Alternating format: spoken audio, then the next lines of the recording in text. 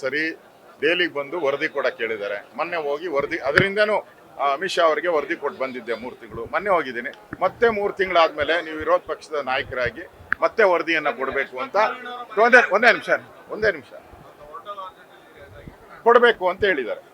ಮತ್ತೆ 3 ತಿಂಗಳಾದ್ಮೇಲೆ ನೀವು ಪ್ರತಿ 3 ತಿಂಗಳು ವರದಿಯನ್ನು ತಂದು ಕೊಡಬೇಕು ಅಂತ ಹೇಳಿದ್ದಾರೆ. ಮತ್ತೆ 3 ತಿಂಗಳು ಕೊಡಬೇಕು ಅಂದ್ರೆ ಏನು ಪ್ರಶ್ನೆ? ಅದರಿಂದ ಮೊನ್ನೆ ನನ್ನ ಮನೆಯಲ್ಲಿ ಫಿಕ್ಸ್ ಆಗಿತ್ತು. ಆ್ಯಕ್ಚುಲಿ ಅದು ನಾನು ಡೆಲ್ಲಿಯಲ್ಲಿ ಇದ್ದಿದ್ದರಿಂದ ಆ ಮೀಟಿಂಗನ್ನು ಅಶ್ವಥ್ ನಾರಾಯಣ ಅವ್ರ ಮನೆಯಲ್ಲಿ ಫಿಕ್ಸ್ ಮಾಡಿದ್ದೀನಿ. ನಾನೇ ಫಿಕ್ಸ್ ಮಾಡಿದ್ದೀನಿ.